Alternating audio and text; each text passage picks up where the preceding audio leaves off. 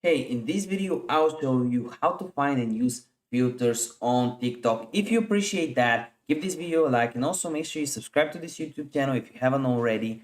And also comment down below if you have any questions throughout the video. Here's how you do it. You click the plus button on TikTok and you want to record a quick video, something like this.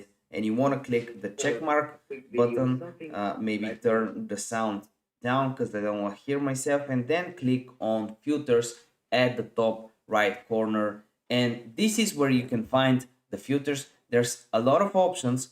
For example, you have presets for portraits, caramel, sky, autumn. You also have landscape filters, you have food filters, and other options.